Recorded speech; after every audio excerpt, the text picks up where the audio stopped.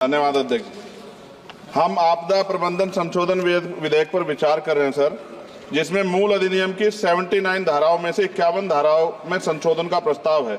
हालांकि ये संशोधन आवश्यक हो सकते हैं, परंतु यह तरीके कुछ जटिल हो सकते हैं, खासकर नए सदस्यगण मेरे जैसे के लिए, जिन्हें मूल अधिनियम और संशोधन विधेयक दोनों का अध्ययन करना पड़ता है। इस विधेयक की समझ में कठिनाई हो सकती है और विधायी प्रक्रिया में जटिलता आ सकती है। इस संदर्भ मेरा सुझाव है कि यदि संशोधन विधेयक के माध्यम से मूल अधिनियम को ही प्रतिस्थापित करके एक नया विधेयक प्रस्तुत करें तो यह न केवल विधेयक को अधिक स्पष्ट और समझने में आसान बनाएगा, बल्कि लेजिस्लेटिव ड्राफ्टिंग प्रक्रिया को भी सरल कर देगा। वर्तमान में संविधान की 7वीं अनुसूची में इसकी स्पष्ट एंट्री का उल्लेख नहीं किया गया है। मंत्री जी कृपया यह बताने का कष्ट करें कि वर्तमान विधेयक संविधान की 7वीं अनुसूची के किस एंट्री में कवर है।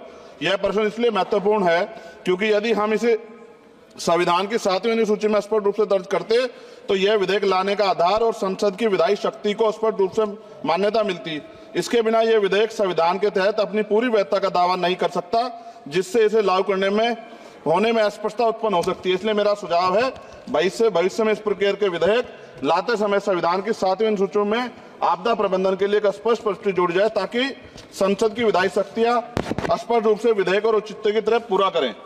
मेरा प्रश्न केंद्र सरकार द्वारा राज्य को आपदा के समय धनराशि और अन्य सहायता प्रदान करने की तरीके से संबंधित है। हम सभी जानते हैं कि जब भी कोई आपदा आती है, केंद्र सरकार विभिन्न राज्यों को राहत देने के लिए धनराशि और सामग्री भेजती है। हालांकि यह देखा गया कभी कभी सरकारें अपनी पार्टी शासित राज्यों में को प्राथमिकता दी, जबकि विपक्षी दल द्वारा शासित राज्यों को धनराशि कम, विलंब और भेदभाव पूर्ण तरीके से दी जाती है। इस भेदभाव का राजनीतिक विवाद और आरोप प्रत्यारोप उत्पन्न होते हैं। विशेषकर जब आपदा की स्थिति गंभीर होती है तो ये भेदभाव और देरी राज्यों के लिए अधिक संकटपूर्ण हो सकता है। इसलिए मेरा सुझाव है इस विधेयक में एक स्पष्ट प्रावधान होना चाहिए, जिसमें यह सुनिश्चित किया जाए कि सभी राज्यों को आपदा के सहायता समान रूप से समान मानकों के आधार पर दी जाएगी।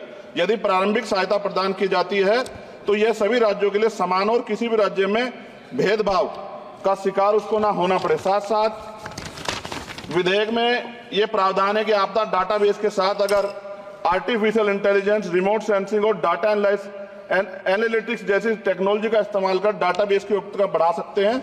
इस प्रावधान भी विधेयक के हों। एनडीएमए में जो आपने स्पेशलिस्ट स्टाफ रखेंगे, क्या नियुक्ति में SC, ST और OBC को आरक्षण का प्रावधान दिया जाएगा? क्या ये बल सिर्फ मैन पावर होंगे या आवश्यक राहत सामग्रियों उपकरणों से भी लैस होंगे? इन बलों को वित्तीय संसाधन भी देने होंगे जिससे प्रभावी ढंग से कार्य कर सकें। आपदा प्रबंधन नीति डिजाइनिंग में पूर्व चेतावनी प्रणालियों के उन्नयन को शामिल करके पूर्व चेतावनी प्रणालियों को प्राथमिकता दी जाए। आपदा प्रक्रिया कोष में ऐसे प्रावधान होने चाहिए कि आपदा होने के 24 घंटे में ही प्रभावित राज्य जिला प्रशासन को एक निश्चित प्रारंभिक राशि जारी हो सके।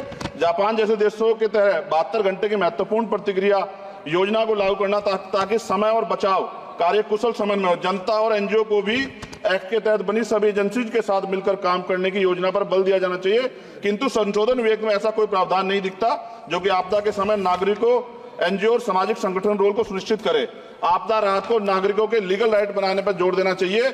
और अध्यक्ष जी, सबसे महत्वपूर्ण ये है, आपदाओं में अपने परिजनों और संपत्ति को खोने वाले व्यक्तियों के मानसिक स्वास्थ्य को सहायता प्रदान करने के लिए मनोवैज्ञानिक पुनर्वास कार्यक्रम को आपदा प्रबंधन नीतियों में एकीकृत करने की आवश्यकता है। वायु प्रदूषण ये भी एक तरह का डिजास्टर है। दिल्ली और NCR के तमाम क्षेत्रों में अध्यक्ष जी इतनी बुरी हालात है, हवा जहरीली हो गई है, मेट्रो सिटी में सब जगह हाल है। इसको भी इसमें जोड़ा जाना चाहिए। लोगों का जीवन कीमती है, लोग जब सुरक्षित नहीं रहेंगे तो फिर जीवन कैसा? सर, नगीना लोकसभा क्षेत्र से मैं आता हूं सर। किसानों को हर बार बाढ़ के कारण नुकसान होता है और जब वो जाते हैं दफ्तरों में तो अधिकारी धमकाकर भेज देते हैं वापस। कोई मुआवजा नहीं मिलता, मुआवजा के नाम पे खाना पूर्ति होती है। सभी लोगों में चिंता है अध्यक्ष जी। इसलिए मैं माननीय मंत्री जी से मांग करूंगा कि जो मांगे हम देश में रखी हैं, अगर उनको जोड़ दिया जाए तो इसका फायदा आम जनता, किसानों, सब उन वर्गों को मिलेगा जिनके लिए हम लोग सोचते हैं। और भारत बड़ा देश है, बड़ा भूभाग है, कहीं बाढ़ है, कहीं अग्नि है, कहीं जो है रेत की समस्या है, तमाम तरह की मुसीबतें यहाँ है। तो मैं माननीय अध्यक्ष जी आपके माध्यम से सरकार से मांग करता हूं और माननीय मंत्री जी से कि इस बिल पे, जिस विधेयक को और मजबूत करें जिससे इसका लाभ जनता को। माननीय अध्यक्ष जी आपका धन्यवाद। नहीं, नए सदस्य, लेकिन उन्होंने बहुत अच्छा विधेयक पर बोला है। पड़ोस वाले भी समझ लो, अच्छा है। नहीं, ये तो पुराने